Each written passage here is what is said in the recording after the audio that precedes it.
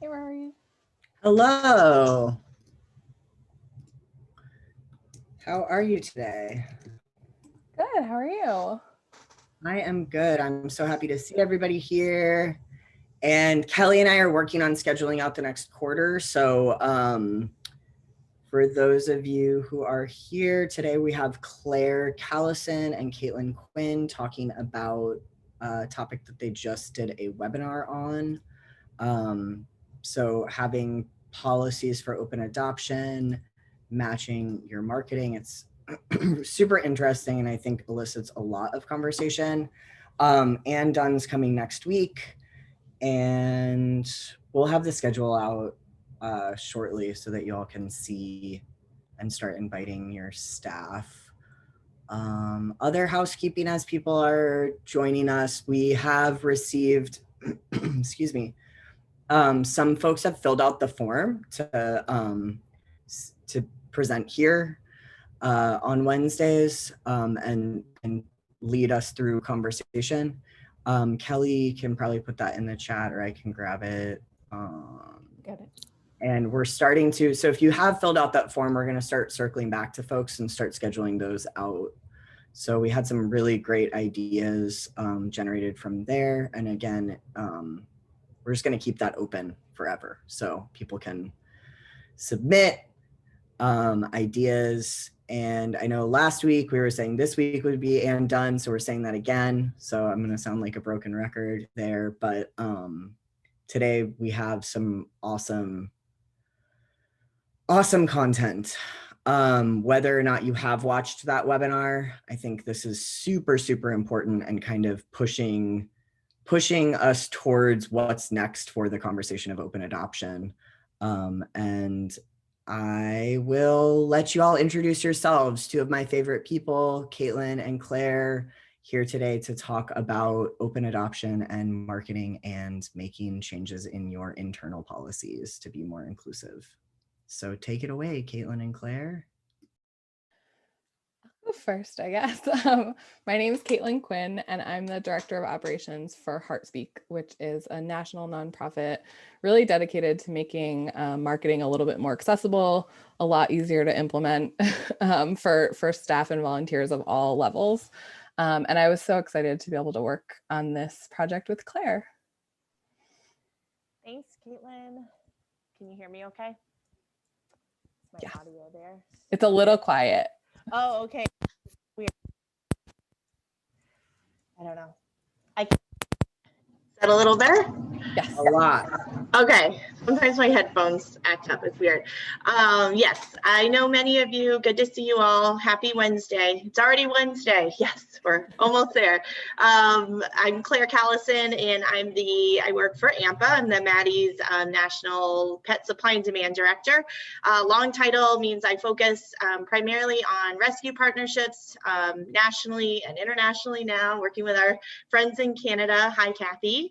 And also focus on open adoption practices, reducing barriers when it comes to adoptions. And it was a really cool experience to work with Caitlin on this. It was such a, we had both been talking about our own subjects kind of separately, but it was the first time to talk about marketing, for me at least, marketing and adoptions and seeing where those bridge. So this was a long time in the making, but we were really excited to present it last week. Ditto. Awesome. So will you all just like walk us through a little bit of how just both of your sort of like history with this topic? So Caitlin, I would love to just hear about first from you, just sort of how did you get to this place where you're talking about this? Sure. So I started my career in animal welfare with Animal Farm Foundation, and in 2008. So at the time, I think sometimes we forget that things were not so great for pit bulls, even just at that not so long time ago, and really dove in headfirst into a lot of talking with rescues and shelters about adoption restrictions through that lens originally. And inevitably, I think a lot of those conversations just around adoption itself also led to how we were marketing pit bulls at the time in a lot of our organizations, and the fact that there was so much extra baggage around the way that we were talking about pit bulls, the way that we were marketing them as different than other dogs.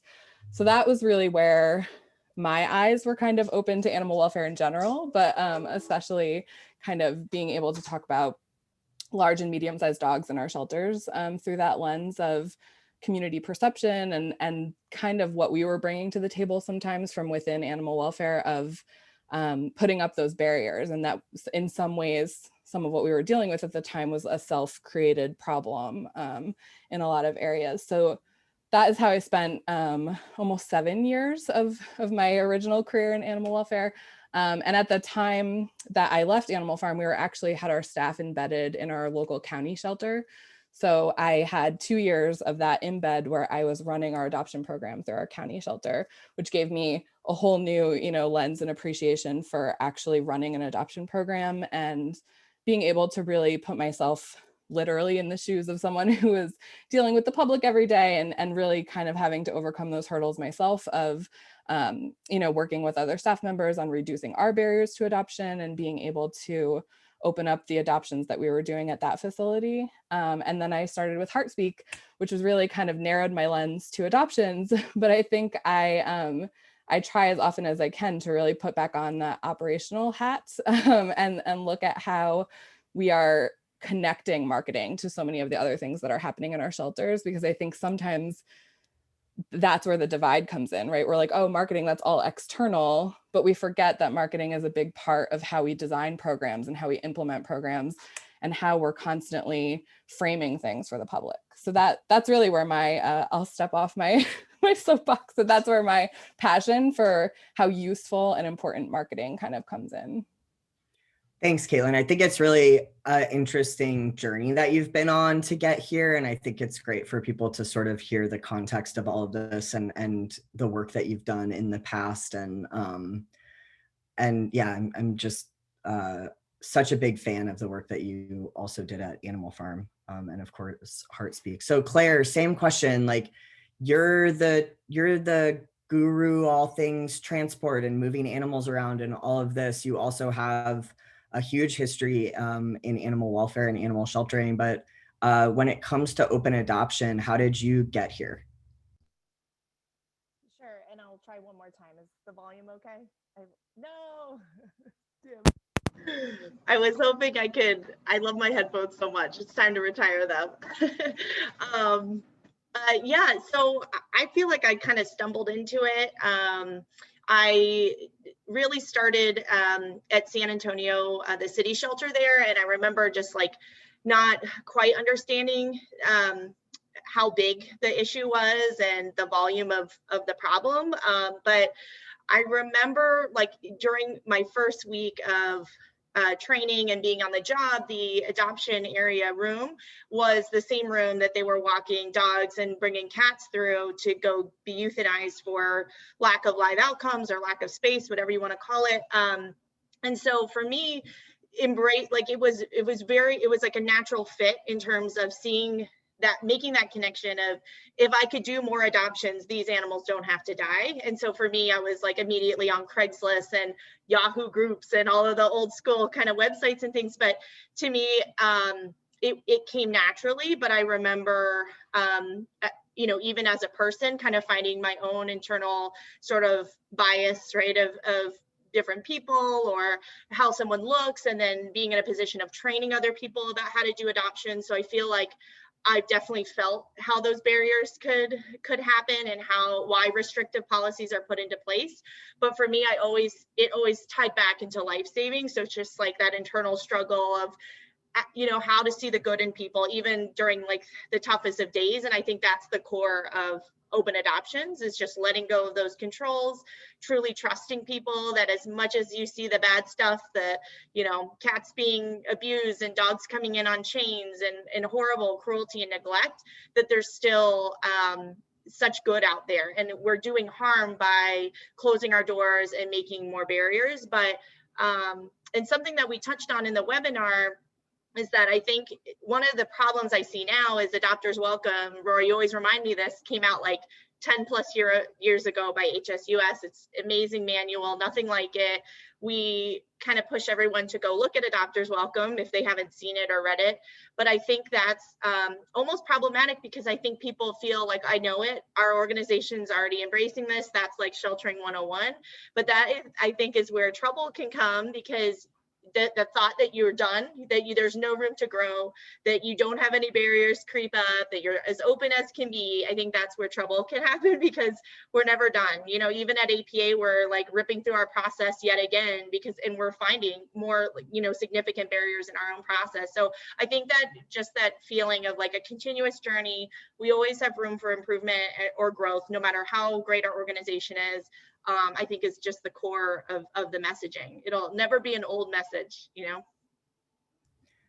Absolutely. And can you give me a quick soundbite? And then I have some questions that I wanted to throw back at the group, but could you give me a quick soundbite about just like the abstract, basically, of what you all just presented on?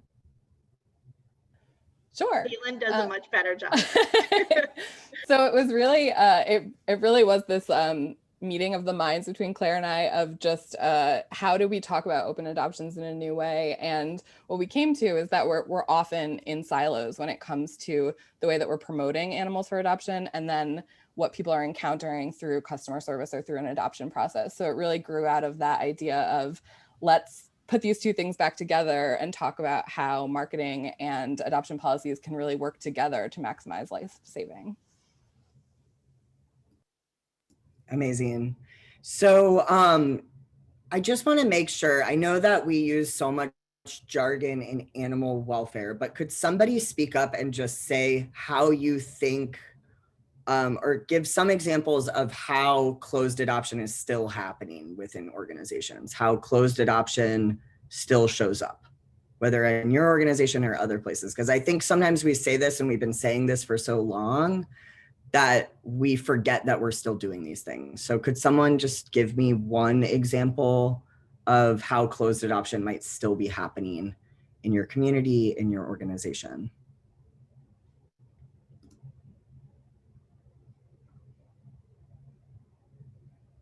And you can put it in the chat too. This is Jerica. I'll speak up real quick. This is not my organization, but I saw it on one of the Facebook pages not too long ago. A whole conversation about age restrictions in terms of adopters reaching a certain age, being too old to adopt puppies. It was a very interesting thread to read, but I see stuff like that on occasion come through some of those Facebook groups, and a lot of people are for it and a lot of people are against it. So it's just interesting. It is interesting. Oh, Kathy, yes. Sorry. So I know for us, we actually still ask people whether they own their home or rent their home and if their yard is fenced. We do too. And I would say that that's probably the only barrier that's evident in our process. We have a lot of students that live in dorms and they want to adopt large dogs from us. And we only have 3 places in all of our community that is a apartment complex that allow bully breeds or any aggressive breeds for that matter. So sorry, that's my bird if you can hear him singing. You can't hear him singing. That's good because it's opera. Anyway, so yeah, so I would say that's the only barrier that we have. And for the most part, we're not calling their complex. We're literally putting their address in Chameleon and it's popping up, hey, this is a restricted, you know, and most of the kids, because the vast majority of our adopters are under 24, most of them have no idea that there are restrictions. And it's really, really hard to let go of that. But there's other ones that are totally bizarre to me, like the one that came up on the Facebook feed about pregnancy. I'm not going to ask people if they're going to be like, if they're pregnant or going to be pregnant. And quite frankly, if a dog's not good with kids, most of the time we have the experience that when you're raising that child with the dog, it ends up being fine. It's, you know, throwing a dog into a new situation with a young child that can be really difficult for, you know, some dogs. Anyway, my 2 cents. Thank you. Yeah, really good examples. I saw Hillary put What in. I found really interesting about that pregnancy question. Oh, please. I was wondering if I would ask a man that question. You know, right? They were asking a woman that question. I'm like, would you ask a man, are you planning on having a child? And I just thought that's what I saw when I read the question. Yeah, it does reek of misogyny, I think, for sure. And is also a really slippery slope into discrimination, just point blank, which always is this thing that is confusing for me with animal welfare, where we create these things that are really just discriminatory practices. And I'm curious how other people, like, speak up if you think that, if you're one of the folks that is doing this or feels, like there are barriers that are protecting your pets in your organizations. I don't want to assume that we don't have folks on the call that are disagreeing with us as well. So please just feel safe in that. So I wanted to think of, Chris, please. I was just going to say, like, sort of one of the new barriers that sprang up for us, and I don't have numbers on it or anything besides some anecdotal feedback, is that access to the internet for remote adoptions is sometimes a barrier, especially during the year when we were largely closed to the public. So it's like, in our efforts to be, thanks, Kathy. Sorry, Kathy likes my t-shirt. The Fast and the Furriest is our big fundraising event, and it's going on this week. So I'm wearing 2019 version. I love that. But yeah, so we've heard from some people, what if we don't have a mobile device, or what if we don't have the internet now that all of our adoption process is really online? So it was intended to be increase accessibility during a time when the building wasn't as accessible purposely, because we were trying to keep people away. Now we're trying to continue to limit intake and human visitors at the shelter too, for the benefit of the animals. So it has the potential to still be this barrier. Interesting. I'd love to hear about if anyone else if you're dealing with that, put it in the chat, because I think we should circle back about virtual, because I think Claire and Caitlin might have some insight into some thoughts and ideas for all of these barriers that we're talking through. I think that it's really interesting to think about this in the way that Caitlin and Claire are kind of breaking this down. And I'll speak from an example from Austin Pets Live, where we're also, right, like, not immune to having barriers in our adoption processes and foster placement processes, but adoption and foster don't talk to each other. Marketing and foster don't talk to each other. Marketing and adoption don't talk to each other. And I think that this is really true in a lot of different places. And I'm starting to see that through the Facebook support group too. Reading these things, I almost wanted to be like, what is your role in the organization? Are you the decision maker? Are you the person marketing these pets?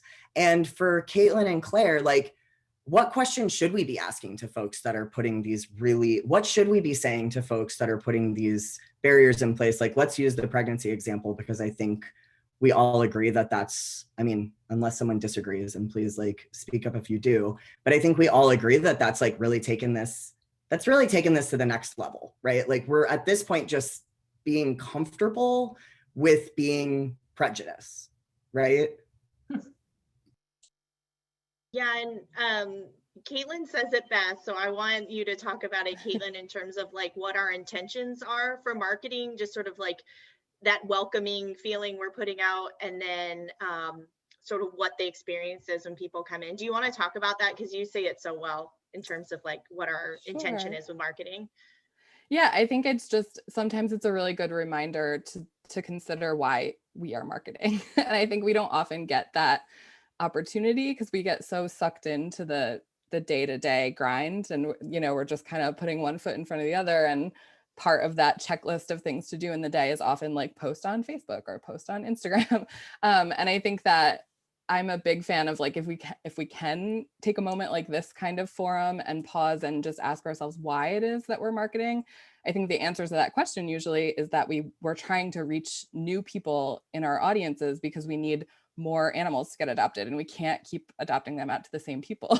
Like, we're all full. Our houses are full, a lot of us, either with foster pets or adopted pets. Or I think if we boil it down to that most simple act of trying to reach new people, then I think when we start to see those barriers creep up, whether they're happening through marketing in the way that we're doing it, as Chris mentioned, like if we're only using certain tactics, then we're certainly missing out on reaching some people.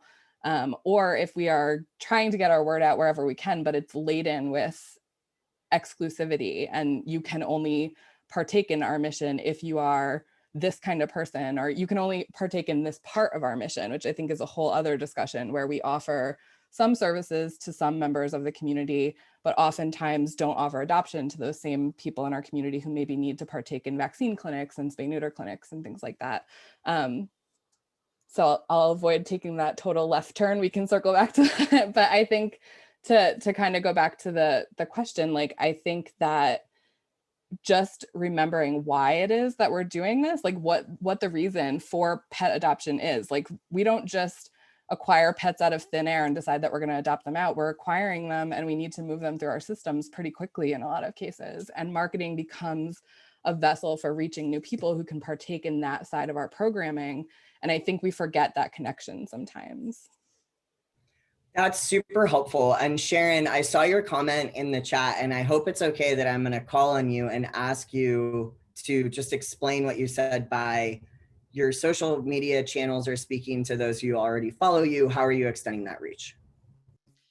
Oh, yes. Thank you, Rory. It's, your social media channels are the people who are following you.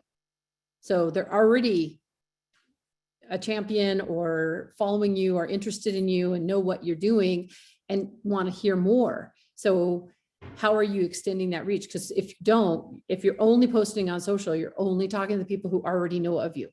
To Caitlin's point, Caitlin is saying, you're taking that moment in the day to talk to them, but are you asking that group then to tell two friends and so on? Or are you, what are you doing? So you need to be intentional. That's really, I guess, the bottom line for that. Awesome. And so in that way, all of our interactions become marketing, right? All of our customer service interactions also become marketing. Is that true? Yeah, I think it's a way that Claire and I were trying to kind of present in that webinar, that we need to consider that we often we boil marketing down to its simplest form in terms of like these external communications, where we're also sometimes forgetting that it's a two-way conversation, right? So we're putting stuff out into the world, and we're forgetting that we need to have another line of communication open to kind of start that conversation. But I think if we can think about all of those interactions, whether they're the signage that people are encountering when they walk in and what that tells people about how to even physically walk through our adoption spaces sometimes, through to the forms that they're reading or the interactivity between human beings and what that is going like. My perspective and what we were trying to kind of present in that webinar is like, all of this is marketing. And this is really where, if we have a Venn diagram of marketing and adoptions, like there's this huge shared space in the middle, like they overlap a tremendous amount. And so this idea of kind of unsiloing those two ideas is what we were hoping to accomplish with some of that discussion. And it does get really, oh, Erica, please. One thing that we don't talk about as much is we're all talking about the things that maybe we can control a little more from the shelter marketing, but we've really pushed having foster caregivers do their own adoptions. And that's a whole other set of problems. They often put up barriers. I know, having been a foster caregiver myself, I've done that in the not too distant past. So, and it's really easy to get attached to the animal and feel like you know best. So I wonder how we can educate foster caregivers, or I guess one of the things is to have a wider pool of foster caregivers, so that so there's a more diverse group there that is adopting out to a more diverse group. But beyond that, what else could we do? That's a great point, Erica. I've worked at organizations where we had, not by purpose, but it evolved that we had two adoption process. One was for if you adopted on site, and one if you adopted from a foster parent, and the foster parent was allowed to like go to your home. And it was so messed up in so many ways. But you know, low hanging fruit, I think, is like inviting fosters like to do those town halls or virtual sort of meetings. I noticed that not only like sometimes leadership has the best practice data, they have the access to the manuals and all the studies that have been done. Sometimes the staff doesn't have access, and then certainly the fosters or volunteers don't have that same information. They don't even know studies have been done for years on this to debunk all the myths, and they're like, hide the black cats during Halloween still, and there's been no effort really to like debunk this with science and to show them that information. But I think holding those, you know, big kind of town hall forums and just keep, I would think even monthly or even every other month, so that you're catching new fosters, new volunteers, and they're all getting that same information. But I've definitely seen that happen. It's an issue. I can step in. I was just gonna say that I completely understand, and we're constantly having a conversation internally. Sorry, we've got an office dog reacting right now. Constantly having that internal conversation of like, yes, we're trying to find best placement for foster for that limited time that they're with you, because we want a smooth transition. However, we still want you to not use any stop sign language when you're marketing your foster, you know, even though, you know, you've got like the perfect home, we can't place those barriers. And it is a constant conversation, and kind of the whys, and to your point, Claire, they don't see the studies and the data and all that. So we're still learning every day, especially through COVID, how to appreciate our fosters, but also educate them that as much as we, you know, appreciate their perfect setup, that the adopters can still offer just as much love and get the education and training that we provide, and all that. Like, we've got the resources there. I think sometimes too, if we can, if we are doing regular training of volunteers or of fosters, if we can occasionally wrap those statistics that we have access to in a story, like something that is illustrative for our supporters that way, I think like all pieces of data, like it can be a little bit hard to believe, or when you just hear the data, you may end up going like, well, that may be true in those cases, but you know, like, and I think that sometimes because fosters are getting so attached to their animals, that they're very prone to that kind of thinking sometimes, and I totally get it. I've been very over attached to some fosters in my life, but I think like we used to use a story with some of our volunteers at Animal Farm about a dog that had gone to its original home that on paper was a perfect home, but ended up being really imperfect for this dog. And then the dog went and lived with someone who was an over-the-road trucker for, you know, 10 months out of the year. And that was his perfect home. Like being on the road 100% of the time with really no fixed address was that the perfect home for that dog. And for many of our other dogs, it would have worked too. So I think where we can in your training, if you can give some storytelling anecdotes, it helps combat the anecdotes that they will bring to you sometimes of why it won't work. You can kind of, you can fight it that way a little bit.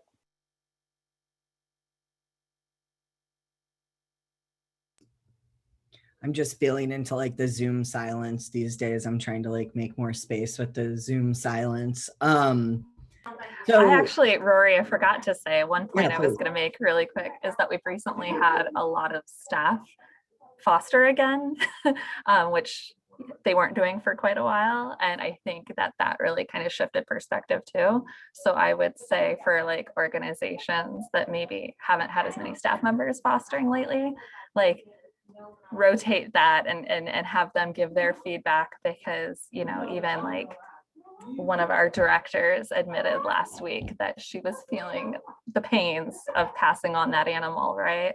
I don't know. I think that was good for us internally. Maybe that would help others too.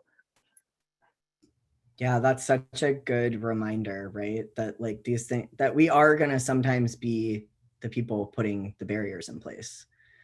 But it seems like there is so much to unpack here. And I always feel like this conversation around open adoption has so much to unpack. But I know that Caitlin and Claire, you all put together sort of a way of thinking about how to pinpoint what barriers exist in your organization and sort of this like what to do next. Can you walk us through that? Yeah, sorry, there's this beeping. One of the things was, and I'm happy to share the slides with you all, is sort of a self-assessment, and we launched a couple polls, which was really interesting. We asked a question about when's the last time like marketing and adoptions have come together to look at how the process, any barriers in the process, like from start to finish. And it's interesting to see, most people had talked about it, but I felt like very few have actually like are consistently meeting and talking about their barriers. And it's interesting, like, I don't know if anyone else has had this experience, but I've seen like rifts in organizations. This might be off topic, but where the marketing team, I've heard from an operational side of like, they just don't get it and they don't understand what we're going through, and it's all rainbows and butterflies in their office, and there's such a disconnect. And so one of the things we encourage is like even just a 30-minute check-in weekly, just so, you know, operations can talk to marketing about the biggest needs. Like, do you even have like a process when your shelter is full, or if you have long stay dogs or cats that need help? And then vice versa, marketing can give feedback on what people are responding to, you know, what members of the community, or like what parts of the community we're not reaching, different feedbacks. But yeah, self-assessment was like start to finish, like looking through your process through the eyes of a potential adopter. So many times we do these awesome adoption promotions, super welcoming, we're all nice to people online, and then they get in, and then the first thing, like if they're in front of us, we're like barking orders, like don't put your fingers in the kennel, and nobody smiles at you, and there's a long wait. And so the experience, we just had people really think about what that experience is like for an adopter.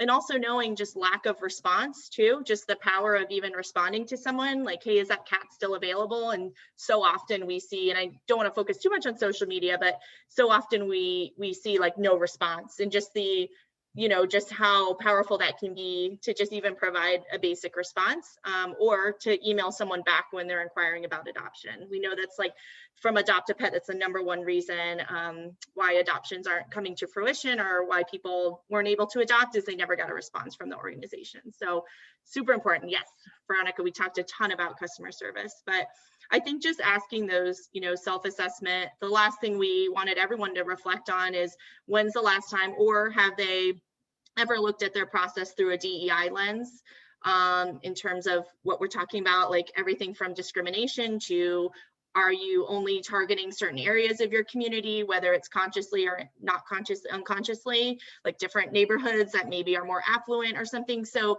thinking of those things and just really having those hard kind of gut checks with your organization and yourself. It's not comfortable. So I think people aren't really wanting to do that work sometimes, but it's super important. And I think that rift that Claire talked about is a real issue, like, and can be solved pretty easily by like smoothing some internal communication, whether it's setting aside even like 15-minute check-ins occasionally, like, or something like Slack, or some kind of communications group, even if it's digital, for people to be talking a little bit more. Similar to what Claire was saying, I polled a bunch of marketing people and actually talked to the marketing working group through the Haas project, and their initial responses were kind of like, yeah, the operations folks don't get what we do. Like, we're trying to bring people into the shelter and they get really mad when people come to the shelter. And so these stereotypes that we have even internally of each other, I think is a real pain point for a lot of our organizations. And I think that the question that we have to be asking, instead of what do I want people to know about my job is what would I like to know about somebody else's job? Like, what do I need to know as a marketing person about operations to do my job the best that I can without it becoming like a blame game? I think slight shifts in some of those questions can be really helpful in getting the correct information and starting to get information to flow so that it just doesn't become like a you don't understand me kind of battle.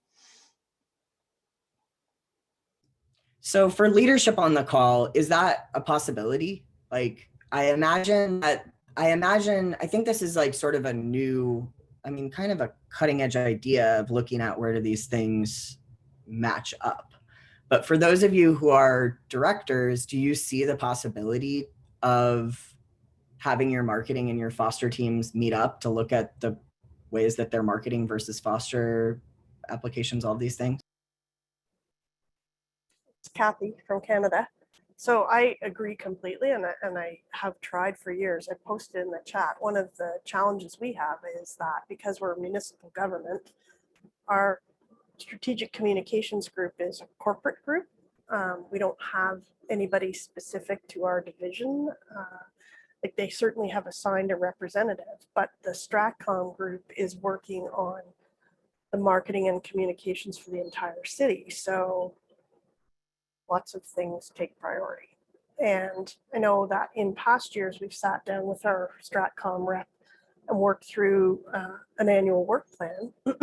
And then we have challenges even communicating with that person when some of the timelines are coming close to try and get some of these things off the ground because they're pulled in 50,000 different directions.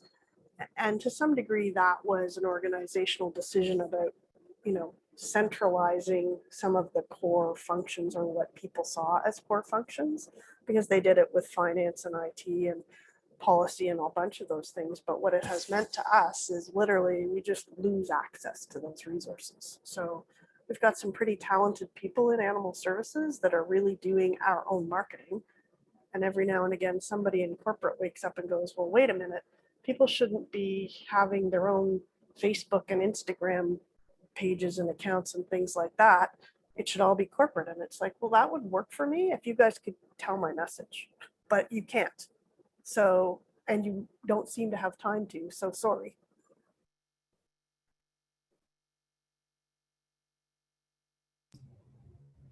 So interesting. And I'm reading what Chris put in the chat too. So who does your social media? The same people that are processing foster and processing adoptions would do the social media? Yep, our kennel staff and our admin staff who answer the phone and do the processing of actual adoptions, the financial transaction. They're the ones who do our social media. And to some degree, have even started creating some of the marketing stuff that we then share with Stratcom to put on our webpage. Ironically, we're in the same boat. Our foster coordinator is actually our social media person too. And it morphed into that actually because we didn't have a good way to advertise our foster animals on our website. And so we started marketing them on Facebook. So it was almost separate. We had the animals that were in the shelter on the website, and then and now we've come up with an easier way on our website, you know, through time and that kind of thing. But that's how she started out. And so she stayed in that position. But yeah, I just wanted to mention one other thing. I think that the foster parents that put these barriers up sort of expect these barriers from us, because if they don't get what they want, they go up the street to the private rescues who have way more barriers in place that they agree with. And so it's a constant struggle to get people to foster for us if we're just willy-nilly and we'll let anything go out the door. So that's really, that's our biggest conundrum, I would say. It's a little different with like our kitten fosters, but anything beyond our kitten fosters, any of our dog fosters and that kind of thing. I mean, we have amazing volunteers that will put in 8-12 hours a week walking dogs at the shelter, and they will not foster for us because we don't have those barriers in place. And unfortunately, animals lose their lives because the rescues that they're fostering for do not pull from us. So Rory, something that might be a resource that I can share with folks on the call that are struggling with having permissions for social. We had a couple shelters in California that had the same issue that needed to go to their council to get approval. So we put a poll out through California about social media permissions, and we had 49 organizations reply. 48 out of 49 organizations said that they do have the authority to post for their agency. And out of all of them, we also asked, has social media caused your city or county any sort of financial liability? And every single one of them answered no to that question. So when you're having pushback or barriers about the reasons why you shouldn't have your own platforms, we have some pretty persuasive data that shows that you should. And I'll put the link to that in the chat if anybody needs it.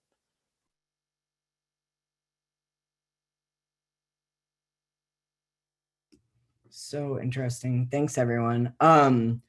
So want to circle back because I want to sort of like figure out, like noodle through some of these issues that are here in front of us while we have Caitlin and Claire. So to Chris's conundrum of thinking, if we're adding Claire's ask of thinking about things through this DEI lens, and then Chris's conundrum is, and I'm going to try to paraphrase, people don't have access to the internet who may want to foster and adopt for varying reasons, right? So if that's the question, and if that's like the conundrum in front of us, Caitlin and Claire, can you help us sort of like noodle through that and what we could do or what we might do? Yeah, I think some of it, it's always going to come down to resources. So have to take this with a grain of salt of like what is possible for your organization. But I think that there is a lot that's on the table. And I am glad that it has come up through a couple of you, whether by, and Kathy, in your case, being kind of separated from corporate, or Erica, in your case, where there's fewer people and one person is wearing many hats. Because I think so far we've been talking about this as departments, and that's just simply not true for a lot of organizations. I think that some of what this comes down to in the example that Chris has offered up is employing traditional marketing. Like we've really reduced our definition of marketing in some cases to social media and how we use Facebook and sometimes Instagram, and maybe we add in TikTok or things like that. But I think that we really need to consider, when we are trying to reach a larger segment of the population, how we can easily use good old-fashioned flyering, or if we don't have any kind of relationship with someone who can do some printing for us, because I also am not going to assume that we all have any kind of marketing budget. Like I've never worked for an organization that had a marketing budget. It's always been kind of grassroots. But I think if we can do things through partnerships, whether it's establishing relationships with printers or businesses who are willing to put up just a single kind of more evergreen flyer, I think we also have to look at how we use traditional marketing in a more evergreen way. Like oftentimes we go right to, let's put our long stay cats and dogs on flyers and distribute those. But are there ways that you can be partnering that is more of an informational flyer that's really exciting, has some beautiful photo on it or two, but that just is more of an awareness builder and isn't necessarily about that individual animal, so that you don't have to worry about leaving it up somewhere. Like you drop those off to restaurants and stores in, all over your service area, and that you don't have to worry about going and collecting those flyers again. Are there relationships that we can build with local media like radio or TV where we can do kind of regularly occurring spots, or can we even call in and talk about a pet of the week in some way like that? I think there are a lot of ways. One of my favorite examples from our presentation is several shelters partnering with restaurants, especially during COVID and kind of food delivery being a huge, a huge boom. Having pizza stores being able to put flyers in their boxes, or there was an example from Buffalo, actually, Chris, of a donut shop partnership with the shelter, and just ways that we can get a little bit creative and leverage our volunteers and our non-budget to really try to reach into the community outside of the internet. Because I do think that we're also, regardless of what your social presence is right now, we have to be considering all the people that we're not talking to always, but also as things are starting to shift on social media and the demographics of who uses things like Facebook are continually kind of reshuffling themselves. I think it's a question that we have to ask and ask again constantly to see if there are new ways that we can be employing some of that good old fashioned marketing. Does that speak to your problem, Chris, do you think? Yeah, absolutely. We're doing some traditional flyering for other things like Pet Safety Net, and to try and recruit foster caregivers for our Pet Safety Net program, and to just let other partner organizations know what we have in terms of support services for the community. So it makes sense to do similar things for promoting adoptions and fostering in general. We're also, we'll try. I was playing a little bit of devil's advocate. We'll try and walk people through process ourselves too. If someone makes contact with us but doesn't doesn't have a device with them, we can connect to the service online and say, well, this is what we've got here. We're printing out pictures from our website and having like a packet that we can take out into the community, so that people can actually see the animals even if they don't have access to a device. So I was just kind of throwing it out there as one of the barriers that kind of sprang up, but we're trying to work around it. I think too, like as successful as campaigns and getting the word out there, as successful as we've been to do, low cost spay neuter, low cost vaccine clinics or free microchip clinics. Think of the things that we do. We make sure it's in English or Spanish or different languages. We put flyers, we pop up tables. And I do think we didn't really get into it in our presentation, but if we, and we target different neighborhoods, but we don't do those things for adoptions. And I think that is maybe just because of, how we were trained or what's been ingrained in us. But I think that's something that, organizations should think about too. It's like, well, no, that's where we do our pet food bank, but it should be where we do our adoptions too. So taking those similar strategies and how we reach different areas of our community. I think that's the ultimate goal, is not just targeting one neighborhood, and that, there's a lot of barriers in place with that. But I think that's just really interesting to think about how we can be successful with other strategies and implement adoptions with that too. And I think that is highly related to marketing, and some of what we talked about in the presentation. We talked a lot about what welcoming marketing looks like in terms of the imagery that we're using, and using captions on videos and translating materials into other languages. But I think that's such a good point that Claire just made, because oftentimes if you were to have someone walk through just your general marketing materials, it looks like we are marketing animal services to some people in our community, even by the photos that we use, and that we're marketing adoption to a whole separate community based on our decision about who comprises those communities. And so I think we also need to think about co-branding those two things. So if we're doing an outreach clinic, then we also maybe put out postcards about pet adoption. Like, they don't need to happen in two separate forums either. Like, there is a tremendous amount of overlap that can happen when we are performing one service. We can be also letting people know about another set of services that we offer, and that we think about that often in terms of outreach services, but we don't often remember to reverse the process and have it go back the other way.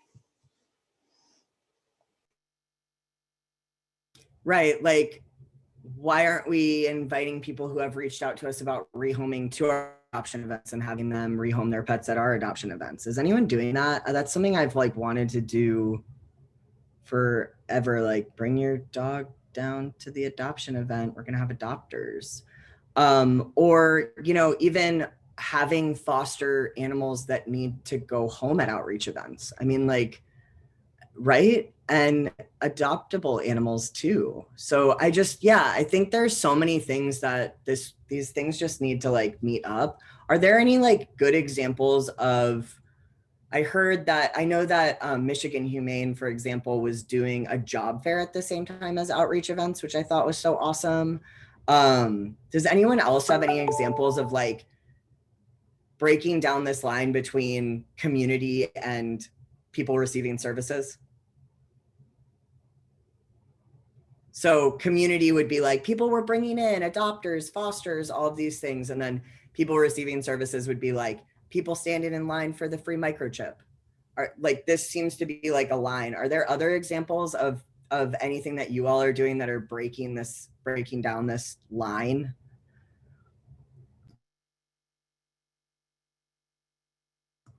Faith said something. Faith, do you want to share? I just got back from Palm Valley, and while down there, we went ahead and started working with animals that we were either going to be taking in through intake to placement or assisting with rehoming. We're going out to their houses and doing the vaccines ahead of time so that those animals are instantly eligible for rescue pools, foster homes, adopters that are interested in rehoming because the animals are vaccinated. And then it also helps with the intake to placement, because now when I can work with the families on just, hey, this rescue wants 4 of your 22 dogs, things like that. So it was very productive. I got to meet several great community members in their homes and vaccinated some of the cutest animals ever out there. So it was fun. So that's something we're going to continue to work on. That's so cool.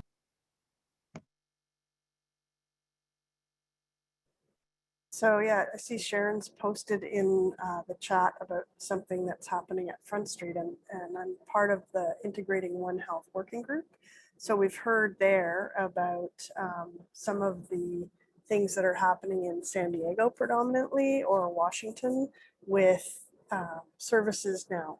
I can't say that we're doing that, but it sounds really exciting. But it's, you know, it's about bringing people in with their pets, people who are vulnerable, and so of course often care more about their pets and will do for them first. But it's then opening up some of those human services because they're offered in the same place. And they interview the people in line and sort of say, oh, you know, like we have these other services that are here today. We know you're here to get your pet vaccinated or microchipped or whatever, to get, you know, a wellness check done. But would you consider coming over here and chatting with these people? Do you have any needs?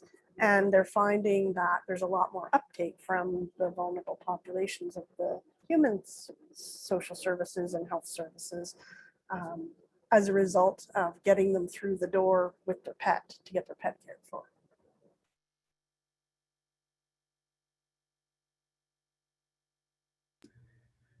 Anybody else have anything to share about things that you're doing or wanting to try?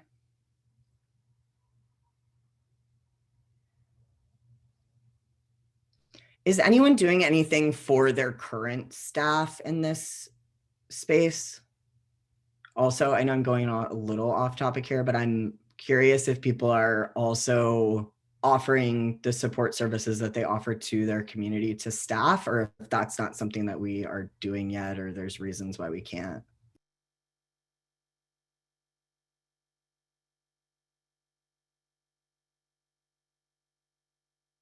Because I've heard like people have needed that and not known if they like can. And I don't know if that's. So we serve Rory, a I'd like to municipality. speak to that because I know, being a part of a nonprofit, the income is not huge for our staff. If they live alone, they have trouble making ends meet. And I think going to your coworkers saying, I'm having trouble feeding my dog or cat is kind of a tough space. But I think it would be a wonderful thing if more nonprofits could do that. I think, Rory, it would really be, speaking of marketing, right? We're talking about how can we incentivize more hiring? Because I think Kristen was sharing some data that 25% of people are looking at transitioning to a new career path. And although we can't give a lot of incentives, we can help with food, I mean, potentially medical, some baselines. So imagine if that is part of your staffing perks, you know, vaccines for your pet, free health exam, all of these things for folks that are going to either work at Dairy Queen or the animal shelter. It's like, I feel like the perks of the animal shelter would be a lot better. Veronica, you're doing that? I totally agree, Bobby. I think it'd be so cool. You're doing that, Veronica? Yeah, one of the reasons that I was very excited to work here is that I learned early on that we are eligible for the same services that we offer with the rabies clinics, vaccines, All staff gets a basically any sort of medicine that our vet can order or prescribe, he can offer at cost. We also have a fund for emergency situations that people can discreetly apply for. What's the word I'm looking for? It doesn't have to be talked about, but there are really no like questions or judgment.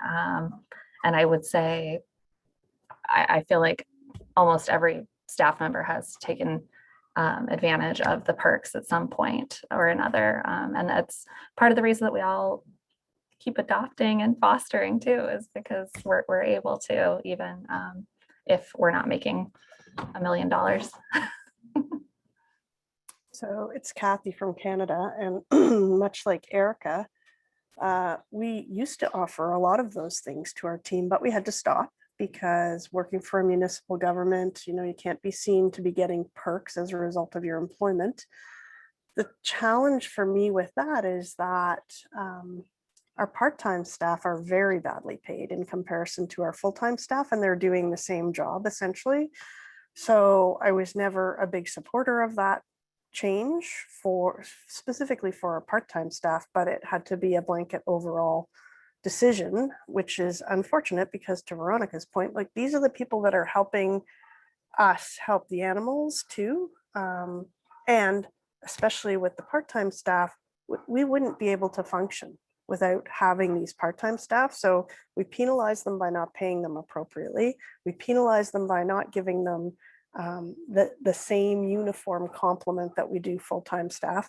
And we ask them to step up all the time to cover shifts that they weren't originally scheduled for, and they have to juggle around sometimes one and often two other jobs because they're just trying to make ends meet.